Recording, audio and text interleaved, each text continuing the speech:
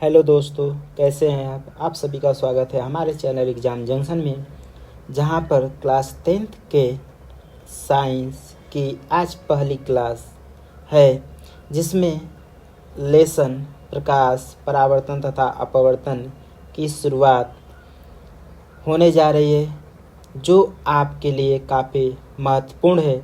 यदि हम किसी अंधेरे कमरे में जाते हैं तो हमें कोई भी वस्तु दिखाई नहीं देती है या हम उस वस्तु को देखने में असमर्थ हैं। जैसे उस अंधेरे कमरे में लाइट आती है तो हमें सभी वस्तुएं क्या होने लगती हैं, दिखाई देने लगती हैं। ठीक है, दिन के समय जो भी वस्तुएं हमें दिखाई देती हैं वो सूर्य के प्रकाश की सहायता से दिखाई देती हैं। दिखने का कारण क्या होता है, जैसे ही किसी वस्तु से प्रकाश निकलता है तो पहले वह किसी दूसरी वस्तु पे जाकर पड़ता है, वहाँ से वह किरण परावर्तित होकर हमारी आंखों पर आती है, जिससे वह वस्तु हमें देखने योग्य बन जाती है। यानी कोई भी वस्तु हमें दिखाई देती है तो उस पे जाकर प्रकाश क्या होता है, आपतित होता है, और उस वस्तु से वह प्रकाश परावर्तित होकर हमारी आंखों पे आती है, जिससे वह वस्तु हमें दिखाई देने लगती है। तो चलिए, पहला है आपका टॉपिक प्रकाश। प्रकाश क्या होता है, प्रकाश किसे कहते हैं? तो ऊर्जा का वह रूप जिसकी सहायता से हमें वस्तुएं दिखाई देता है वही क्या कहलाता है, प्रकाश कहलाता है। या प्रकाश एक प्रकार की ऊर्जा है जो हमारे दृष्टि ज्ञान को जागृत करता है, जो हमारी दृष्टि होता है उसे क्या करता है, जगाता है। या ऊर्जा का वह रूप जिसकी सहायता से हमें वस्तुएं दिखाई देती है। यानी जो प्रकाश है वह भी एक ऊर्जा का क्या है, रूप है, जिससे हमें वस्तुएं दिखाई देती है, वही क्या कहलाता है, प्रकाश कहलाता है। जैसे मान लीजिए यह टार्च है, ठीक है। जैसे ही अंधेरे कमरे में हम जाते हैं तो कोई वस्तु हमें दिखाई नहीं देती है। अभी हम बताएं, जैसे ही अगर प्रकाश आ जाता है उस अंधेरे कमरे में, जैसे ये टार्च है, ठीक है, ये वस्तु अंधेरे कमरे में है, ये हमें नहीं दिखाई देगी जैसे ही हम किसी अंधेरे कमरे में जाएंगे। लेकिन जैसे ही हम टार्च जलाएंगे तो टार्च से निकलने वाली जो भी प्रकाश की किरणें होंगी वह जाकर उस वस्तु पे क्या होंगी, आपतित होंगी। जैसे इस वस्तु पे जाकर आपतित होंगी तो तुरंत इसका क्या होगा, परावर्तन होगा। अब परावर्तन होकर हमारी आंखों पर जाकर क्या होगा, पड़ेगा। तो पड़ने के बाद यह वस्तु हमें दिखाई देने लगेगी। ठीक है, यह वस्तु हमें क्या होने लगेगी, दिखाई देने लगेगी। तो वस्तु को देखने का कारण क्या होता है कि प्रकाश जाकर उस वस्तु पे आपतित होती है और परावर्तित होकर हमारी आंखों पे पड़ती है, जिससे वह वस्तु हमें दिखाई देने लगती है। ठीक है, तो यह हो गया आपका प्रकाश की परिभाषा हो गई। ठीक है, और यहाँ पे ये भी याद रखिएगा कि जो निर्वात में प्रकाश की चाल होती है, निर्वात में प्रकाश की चाल, निर्वात में प्रकाश की चाल 3 × 10⁸ मीटर पर सेकेंड होता है। ये निर्वात में प्रकाश की चाल है। और निर्वात क्या होता है, जहाँ पे वायु उपस्थित न हो उसे हम क्या कहते हैं, निर्वात कहते हैं। ठीक है, चलिए नेक्स्ट। प्रकाश स्रोत क्या होता है, लाइट सोर्स, यानी जिस स्रोत से हमें प्रकाश मिलता है। तो प्रकाश विभिन्न प्रकार के प्राकृतिक स्रोतों, यानी जो प्रकृति के द्वारा हमें प्रकाश प्राप्त होता है उसे हम प्राकृतिक स्रोत कहते हैं। जैसे सूर्य हुआ, तारे, ये सभी क्या हैं, प्राकृतिक स्रोत है। कृत्रिम स्रोतों, कृत्रिम मतलब जो मानव के द्वारा निर्मित है, जैसे मोमबत्ती, विद्युत बल्ब आदि से प्राप्त होता है। तो जो प्रकाश प्राकृतिक स्रोतों से प्राप्त होता है उसे हम प्राकृतिक स्रोत कहते हैं, जैसे सूर्य हुआ, तारे हुआ आदि।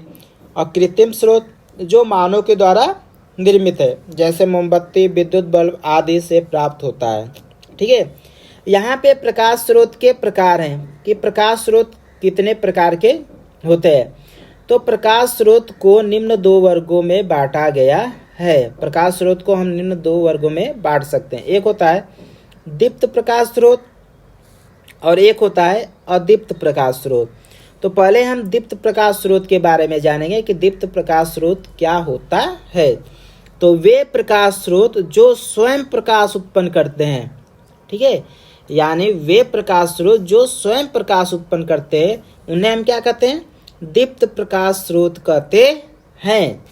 जैसे सूर्य हुआ, सूर्य स्वयं प्रकाश उत्पन्न करता है। तारे हुए, वो भी स्वयं प्रकाश उत्पन्न करता है। विद्युत बल्ब हुआ, वो भी स्वयं प्रकाश उत्पन्न करता है। तो ये सभी क्या हैं? दीप्त प्रकाश स्रोत हैं। ठीक है, चलिए अदीप्त प्रकाश स्रोत क्या होता है? वे प्रकाश स्रोत जो स्वयं प्रकाश उत्पन्न नहीं करते बल्कि दीप्त स्रोतों के प्रकाश को परावर्तित कर प्रकाश देते हैं, अदीप्त प्रकाश स्रोत कहलाते हैं। यानी वे प्रकाश स्रोत जो स्वयं प्रकाश उत्पन्न नहीं करते हैं बल्कि दीप्त स्रोतों के प्रकाश को क्या कर देते हैं? परावर्तित कर प्रकाश देते हैं, अदीप्त प्रकाश स्रोत कहलाते हैं। उदाहरण है चंद्रमा, और जो चंद्रमा है यह सूर्य के प्रकाश के परावर्तित होने पर ही चमकता है। जो सूर्य का प्रकाश होता है वो परावर्तित होता है, इसी कारण चंद्रमा चमकने लगता है। कांच हुआ, कांच पे जैसे ही प्रकाश पड़ता है तो वह सीधे चमकने लगता है आदि। ठीक है, तो ये सभी क्या हो जाएंगे? अदीप्त प्रकाश स्रोत के एग्जाम्पल हो जाएंगे। ठीक है, चलिए नेक्स्ट। अब कराए प्रकाश के गुण, प्रॉपर्टीज ऑफ लाइट, यानी प्रकाश के गुण क्या है। ठीक है, तो प्रकाश के प्रमुख गुण निम्न है। पहला, प्रकाश स्वयं अदृश्य होता है परंतु इसकी उपस्थिति में वस्तुएं दिखाई देती है। यानी जो प्रकाश होता है वह हमें दिखाई नहीं देता है, लेकिन अगर प्रकाश आ जाए तो इसकी उपस्थिति में जो भी वस्तुएं होती हैं वह हमें दिखाई देने लगती हैं। दूसरा, साधारणतया प्रकाश सरल रेखा में गमन करता है। जब भी प्रकाश गमन करेगा तो वह एक सीधी रेखा में गमन करेगा। ठीक है, जब भी प्रकाश जाएगा वह एक सीधी रेखा में गमन करेगा। ये दूसरा गुण है। तीसरा, प्रकाश के संचरण हेतु किसी माध्यम की आवश्यकता नहीं होती है। प्रकाश निर्वात में भी गमन कर सकता है। यानी जो प्रकाश होता है उसके संचरण मतलब चलने के लिए ये जरूरी नहीं है कि हमें माध्यम की आवश्यकता हो। ठीक है, ऐसा नहीं है। प्रकाश निर्वात में भी गमन करता है। अभी निर्वात बताया, जहाँ पे वायु की उपस्थिति न हो उसे हम क्या कहते हैं? निर्वात कहते हैं। और अभी बताएं कि निर्वात में प्रकाश की चाल 3 × 10⁸ मीटर पर सेकेंड होता है। चौथा गुण, प्रकाश विद्युत चुंबकीय तरंगों के रूप में गमन करता है। ठीक है, जो प्रकाश होता है वह विद्युत चुंबकीय तरंगों के रूप में गमन करता है। ये चौथा गुण है। पांचवा, प्रकाश पारदर्शी माध्यमों, अब पारदर्शी माध्यम क्या क्या है? कांच है, वायु आदि और भी है माध्यम में से गुजर सकता है, परंतु अपारदर्शी माध्यमों जैसे लकड़ी हुआ, लोहा हुआ आदि में से गुजर नहीं सकता है। तो जो पांचवा गुण है, प्रकाश पारदर्शी माध्यमों, माध्यम कांच हुआ, वायु हुआ, इससे प्रकाश क्या होता है? एक तरफ से दूसरे तरफ चल जा सकता है। लेकिन अपारदर्शी माध्यम लकड़ी से एक साइड से दूसरे साइड नहीं जा सकता है, लोहा हुआ उससे एक तरफ से दूसरे तरफ नहीं जा सकता है, तो अपारदर्शी माध्यम है। तो अपारदर्शी माध्यमों से प्रकाश गुजर नहीं सकता है। छठवां, विभिन्न माध्यमों में प्रकाश की चाल भिन्न भिन्न होती है। ठीक है, अलग अलग माध्यमों जैसे जल हुआ, कांच हुआ, तेल हुआ, केरोसिन हुआ, इन सब में प्रकाश की चाल क्या होती है? अलग अलग होती है। लेकिन निर्वात में प्रकाश की चाल हमेशा 3 × 10⁸ मीटर पर सेकेंड होता है। ये याद रखिएगा। ठीक है, निर्वात में प्रकाश की चाल। चलिए अगला पॉइंट, चमकदार पृष्ठों से प्रकाश क्या हो जाता है? परावर्तित हो जाता है। जो भी चमकदार पृष्ठ होते हैं उससे प्रकाश तुरंत क्या हो जाएगा? परावर्तित हो जाएगा। ये आपका 7वां गुण है। 8वां, जब प्रकाश एक माध्यम से दूसरे माध्यम में प्रवेश करता है तो प्रकाश अपने पथ से क्या हो जाता है, विचलित हो जाता है। ठीक है, जैसे ही प्रकाश एक माध्यम से दूसरे माध्यम में जाएगा तो वह प्रकाश अपने पथ से क्या हो जाएगा, विचलित हो जाएगा। इसको आगे हम जानेंगे। और 9वां पॉइंट, दृश्य प्रकाश की तरंगदैर्घ्य 4000 एंगस्ट्रॉम से 8000 एंगस्ट्रॉम तक होती है। जो दृश्य प्रकाश होती है उसकी तरंगदैर्घ्य 4000 एंगस्ट्रॉम से 8000 एंगस्ट्रॉम तक होती है। तो ये थे आपके प्रकाश के गुण। इनमें से आप 4-5 भी याद कर लेंगे। तो अगर एग्जाम में पूछेगा कि प्रकाश के गुण क्या है तो इन 9 पॉइंट में से आप 4-5 भी लिख देंगे तो आपका क्या रहेगा, सही रहेगा। ठीक है, चलिए नेक्स्ट। अब प्रकाशिक माध्यम कि प्रकाशिक माध्यम क्या होता है। तो जिन माध्यमों से होकर प्रकाश गुजरता है उन्हें हम क्या कहते हैं, प्रकाशिक माध्यम कहते हैं। जिनसे होकर प्रकाश क्या होता है, गुजरता है, उन्हें हम क्या कहते हैं, प्रकाशिक माध्यम कहते हैं। ठीक है, अब जैसे कोई भी माध्यम हो उनसे प्रकाश होकर गुजर जाए तो उन्हें हम क्या कहेंगे, प्रकाशिक माध्यम कहेंगे। यहाँ पे प्रकाशिक माध्यम के प्रकार, तो प्रकाशिक माध्यमों को निम्नलिखित 3 वर्गों में बांटा गया है। ठीक है, निम्नलिखित 3 वर्गों में बांटा गया है। पहला क्या होता है, पहला आपका होता है पारदर्शक माध्यम, पारदर्शक माध्यम। दूसरा क्या होता है, पारभासक माध्यम, पारभासक माध्यम। और तीसरा क्या होता है, अपारदर्शक, अपारदर्शक, अपारदर्शक माध्यम। ये 3 माध्यम होते हैं, पारदर्शक माध्यम, अपारदर्शक माध्यम, पारभासक माध्यम और अपारदर्शक माध्यम। अब हम जानेंगे कि पारदर्शक माध्यम क्या होता है। तो जिन माध्यमों से प्रकाश का अधिकांश भाग गुजर जाता है उन्हें हम क्या कहते हैं, पारदर्शक माध्यम कहते हैं। ठीक है, पारभासक माध्यम क्या होता है, जिन माध्यमों से प्रकाश का केवल आंशिक भाग ही गुजर पाता है उन्हें हम क्या कहते हैं, पारभासक माध्यम कहते हैं।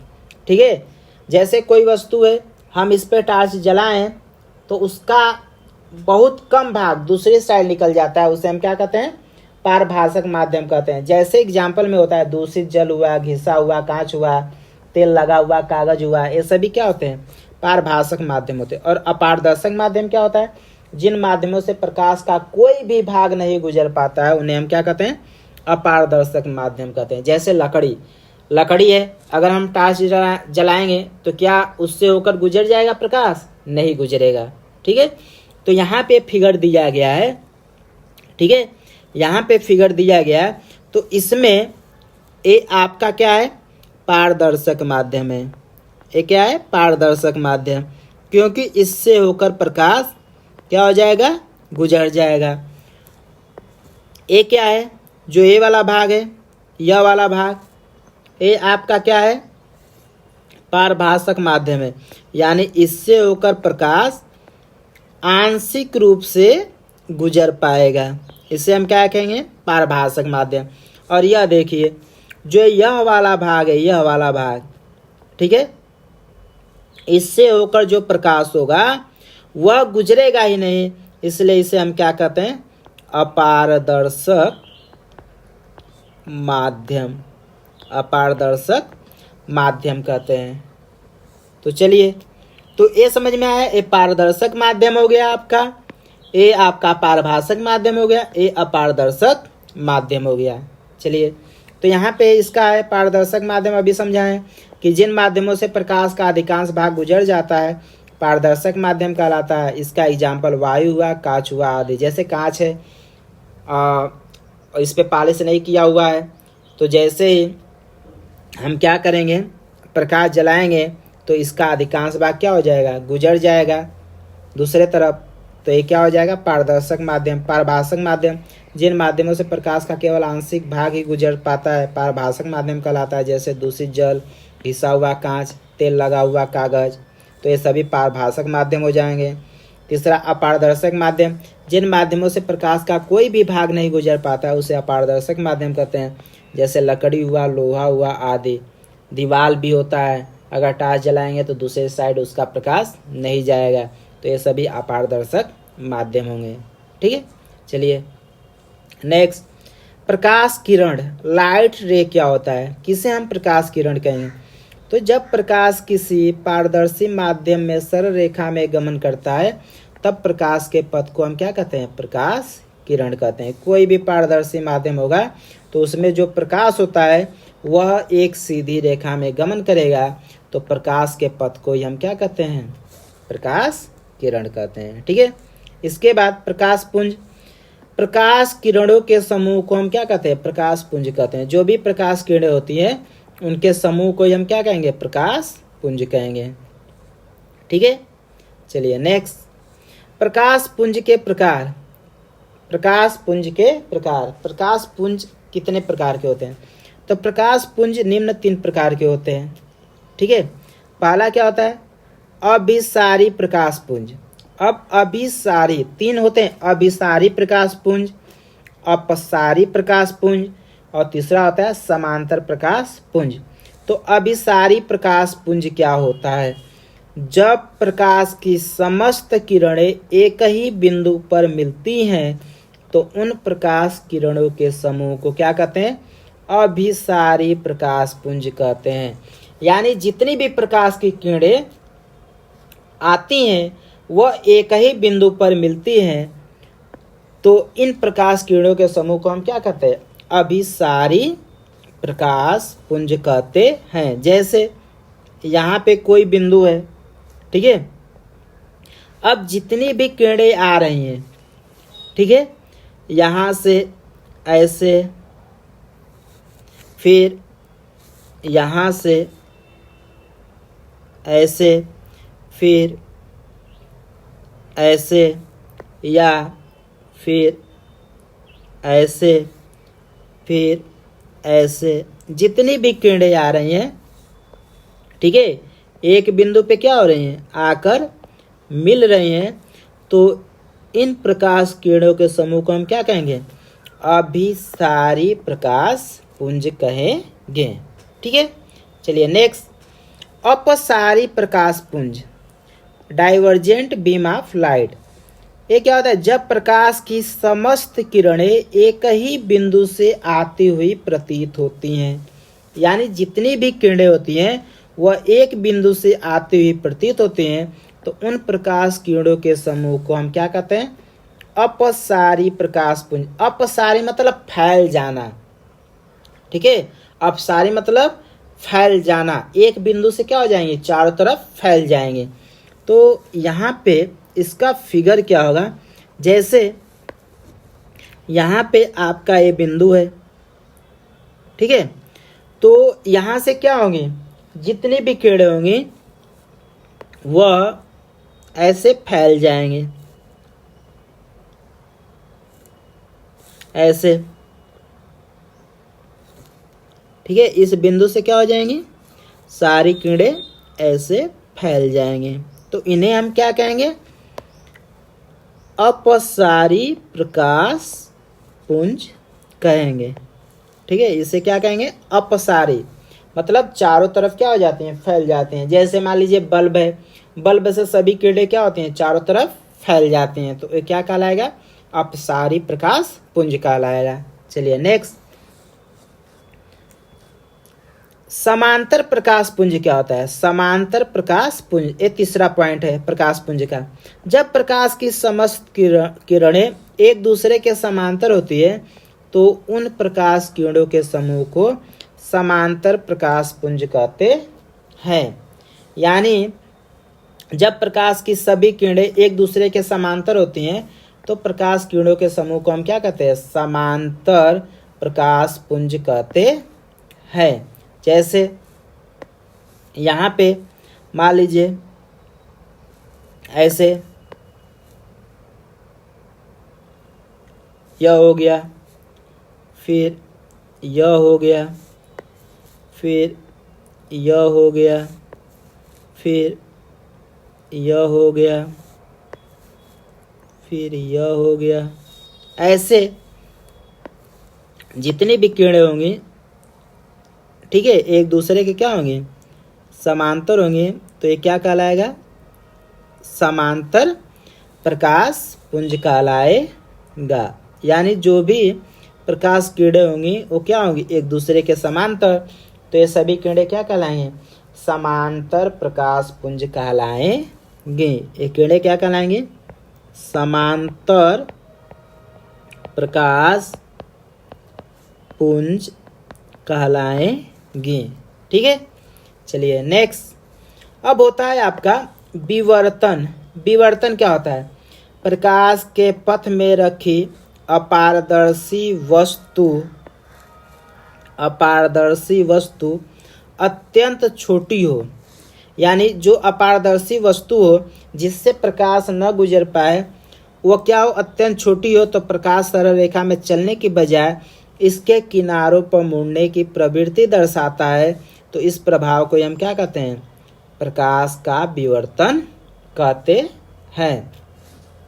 यानी प्रकाश के पथ में रखी अपारदर्शी वस्तु अत्यंत छोटी हो तो प्रकाश सरल रेखा में चलने के बजाय इसके किनारों पर मुड़ने की प्रवृत्ति दर्शाता है। इस प्रभाव को हम क्या कहते हैं, प्रकाश का विवर्तन कहते हैं। जैसे मान लीजिए यहाँ पे कोई वस्तु है, ठीक है, जैसे यहाँ पे कोई ऐसे वस्तु है, ऐसे रखा गया है, ठीक है, और यहाँ पे क्या हो रहा है कि प्रकाश जा रहा है, ऐसे प्रकाश जा रहा है।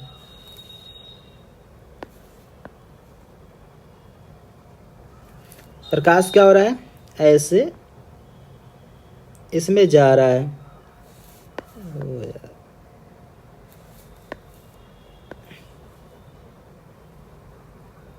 प्रकाश ऐसे जा रहा है और जाने के बाद ये सीधे सरल रेखा में गमन न करके ये क्या होता है कि यह किनारों पर ऐसे मुड़ जाता है।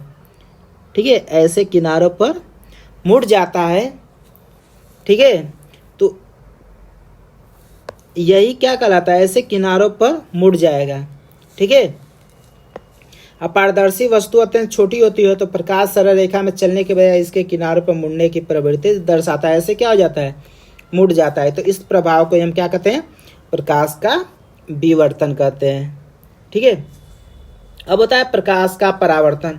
प्रकाश का परावर्तन क्या होता है, प्रकाश के किसी चिकनी व पालिशदार सतह से टकराकर वापस उसी माध्यम में लौटने की घटना प्रकाश का परावर्तन कहलाती है। कोई भी चिकनी व पालिशदार सतह हो, उससे कोई भी प्रकाश जाकर टकराएगा तो वापस उसी माध्यम में क्या हो जाएगा, लौट जाएगा। तो यह घटना क्या कहलाती है, प्रकाश का परावर्तन कहलाती है। प्रकाश के परावर्तन में प्रकाश की चाल क्या होती है, नियत रहती है, उनकी चाल में कोई परिवर्तन नहीं होता है। ठीक है, जैसे यहाँ पे फिगर दिया गया है, देख लीजिए। ये आपका क्या है, पालिशदार सतह है, ठीक है, या चिकनी सतह है। यहाँ से लाइट से प्रकाश किरण क्या हो रही हैं, जा रही हैं, और जाने के बाद क्या हो जा रहा है, इनका सीधे परावर्तन हो जा रहा है। ठीक है, तो यही क्या है, प्रकाश का परावर्तन है। और समझेंगे हम इसे और डिटेल से। ठीक है, तो आ जाइए, यहाँ पे डिटेल से हम समझेंगे। जैसे मान लेंगे कि ये आपका क्या है, पालिशदार सतह है, ठीक है, जिसपे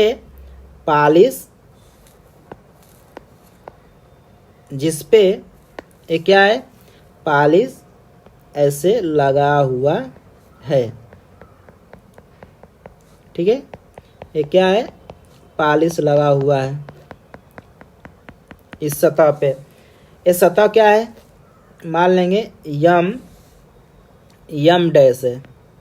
ठीक है, अब क्या होगा कि मान लीजिए कोई प्रकाश आकर इस पे क्या हो रहा है, ऐसे कोई प्रकाश आकर इस पे क्या हो रहा है, ऐसे आपतित हो रहा है, आपतित हो गया प्रकाश। जैसे प्रकाश आकर आपतित होगा तो इस प्रकाश को हम क्या कहेंगे, आपतित किरण कहेंगे।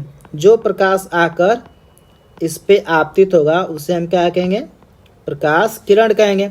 और जिस बिंदु पे आकर आपतित होगा प्रकाश उसे हम क्या कहेंगे, आपतन बिंदु कहेंगे। और उसे हम क्या मान लेंगे, बी मान लेंगे। ये बी आपका क्या है, आपतन बिंदु है।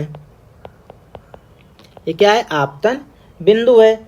और यहीं से प्रकाश जैसे ही आपतित होगा इसका क्या हो जाएगा, परावर्तन हो जाएगा। तो ए आपका क्या हो जाएगा,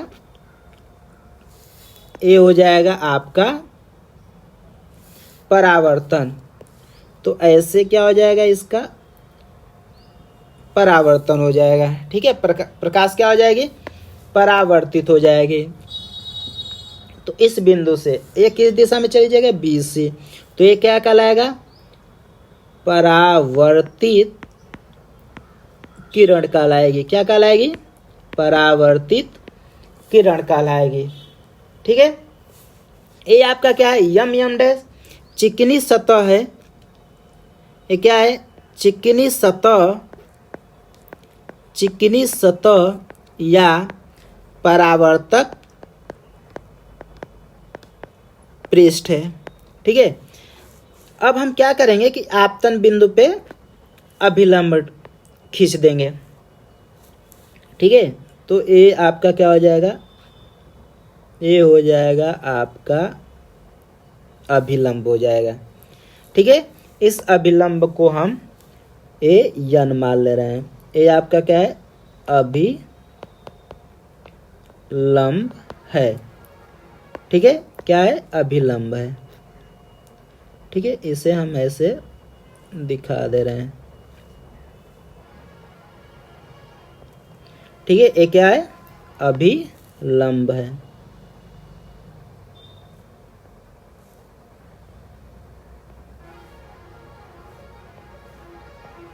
ठीक है, ये आपका क्या हो गया, अभिलंब हो गया।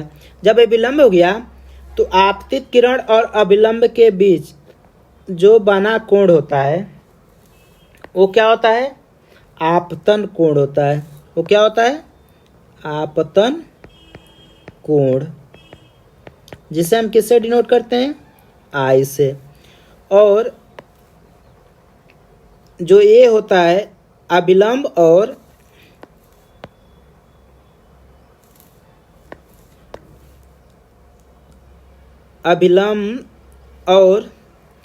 परावर्तित किरण के बीच बना कोण क्या होता है, परावर्तन कोण होता है, जिसे हम किससे डिनोट करते हैं, आर से डिनोट करते हैं। ठीक है, तो यही क्या है, परावर्तन है।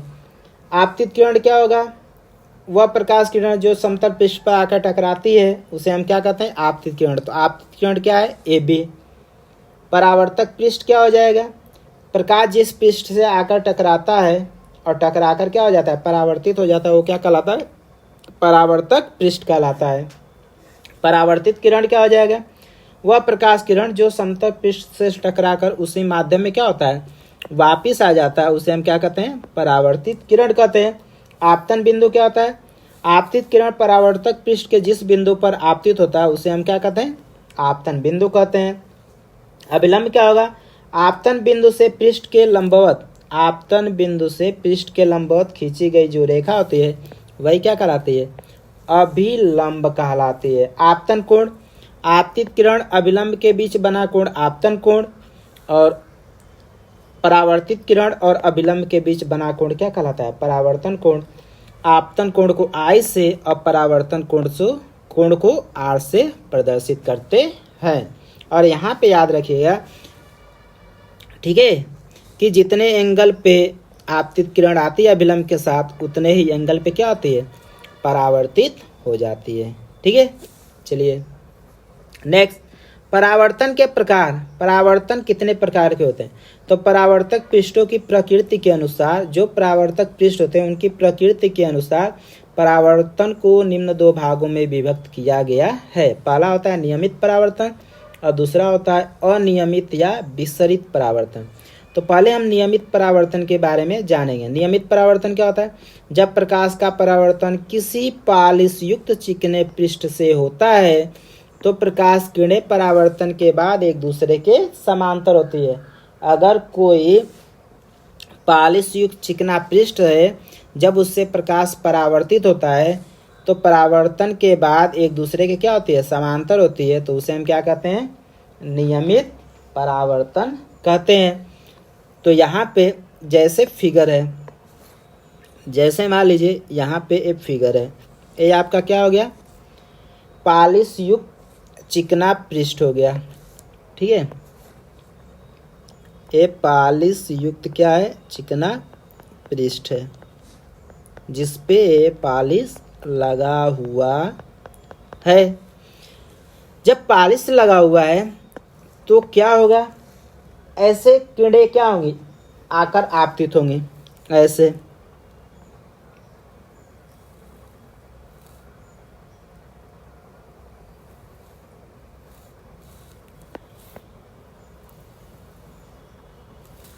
ये किरणें क्या होंगी? आकर आपतित होंगी एक दूसरे के समांतर।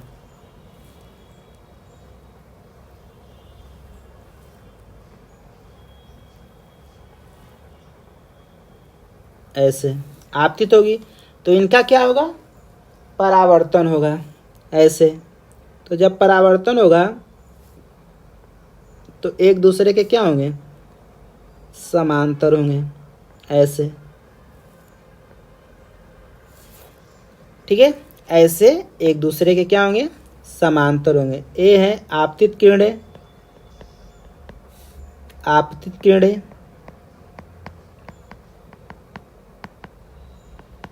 और ये क्या है?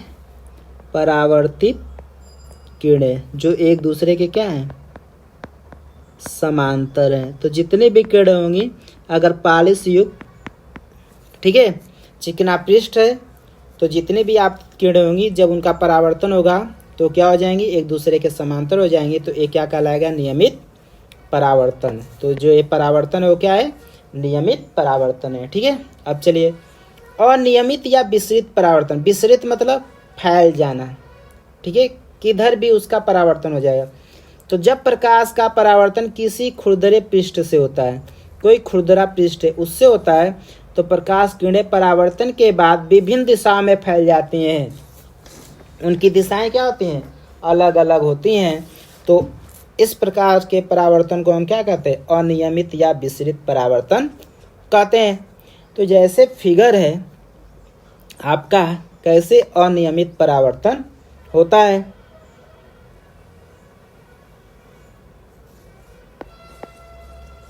ठीक है, अनियमित परावर्तन।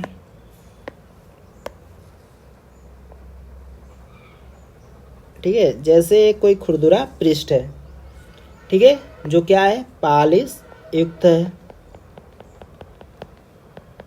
पालिश इस पे लगा हुआ है। ठीक है, अब इस पे आकर किरणें क्या हो रही हैं? आपतित हो रही हैं ऐसे। मान लीजिए एक किरण यहाँ पे आकर आपतित हुआ, एक किरण यहाँ पे आकर आपतित हुआ, यहाँ पे, फिर एक किरण यहाँ पे आकर आपतित हुआ, एक किरण यहाँ पे आकर आपतित हुआ। ठीक है, ये सभी किरणें क्या हैं? आपतित किरणें जो समांतर है। जब इनका परावर्तन होगा तो ये क्या होगा? इस दिशा में चला जाएगा। ये क्या होगा? मान लीजिए ऐसे चला जाएगा। ठीक है, ये क्या होगा? इस दिशा में चला जाएगा। ये क्या होगा? इस दिशा में चला जाएगा। तो परावर्तित होती हैं तो ये किरणें क्या होती हैं? वो किसी भी दिशा में फैल जाती हैं। ठीक है, और ये जो किरणें आती हैं समांतर आती हैं। ये आपतित किरणें हैं, आपतित किरणें। और ये क्या होती हैं? परावर्तित किरणें होती हैं। और ये क्या होता है? खुरदरा पृष्ठ होता है। ठीक है, एक खुरदरा पृष्ठ होता है। तो जब परावर्तित होती हैं तो ये क्या होते हैं? किसी भी दिशा में फैल जाती हैं। तो इस प्रकार के परावर्तन को हम क्या कहते हैं? अनियमित या विसरित परावर्तन कहते हैं। ठीक है, चलिए नेक्स्ट। अब करा प्रकाश के परावर्तन के नियम कि प्रकाश के परावर्तन के नियम क्या है। तो प्रकाश के परावर्तन के निम्न 2 नियम है। पहला, आपतित किरण, परावर्तित किरण तथा आपतन बिंदु पर डाला गया लंब तीनों एक ही पृष्ठ में होते हैं। ठीक है, आपतित किरण, परावर्तित किरण तथा आपतन बिंदु पर डाला गया लंब तीनों एक ही पृष्ठ में होते हैं। जैसे बताया गया था यहाँ पे, जैसे फिगर है, ऐसे एक कोई आपका खुरदुरा पृष्ठ है और चिकना पृष्ठ है। ठीक है, जिस पे पॉलिश युक्त लगा हुआ है, ऐसे पॉलिश। तो इस पे एक क्या है? आपतित किरण। ये आपतित किरण हो गया। इसके बाद एक क्या है? परावर्तित किरण। ये क्या है? अभिलंब है। ये अभिलंब हो गया। ठीक है, तो तीनों क्या है? ये क्या है? आपतित। ये क्या है? परावर्तित। ये क्या है? अभिलंब। तो हम क्या देख रहे हैं कि जो तीनों हैं वह एक ही पृष्ठ में होते हैं। ठीक है, दूसरा, आपतन कोण सदैव परावर्तन कोण आर के बराबर होता है तथा अर्थात angle I equal angle R. ये हमेशा याद रखिएगा कि जो आपतन कोण होता है वो परावर्तन कोण के बराबर होता है। यानी जितने एंगल पर अभिलंब के साथ आपतित किरण आती है उतने ही एंगल पर अभिलंब के साथ क्या होती है? परावर्तित होती है। तो ये दूसरा नियम है कि आपतन कोण सदैव परावर्तन कोण के बराबर होता है, अर्थात angle I equal angle R होता है। ठीक है, तो ये थे आपके आज विज्ञान के लेसन प्रकाश, परावर्तन तथा अपवर्तन से महत्वपूर्ण कुछ बिंदु, जिसको हमने आज इस वीडियो में जाना है। यदि वीडियो आपको अच्छी लगे तो वीडियो को लाइक, सब्सक्राइब और अधिक से अधिक शेयर करें ताकि आपके और दोस्तों के पास पहुंच सके। Thank you all of you.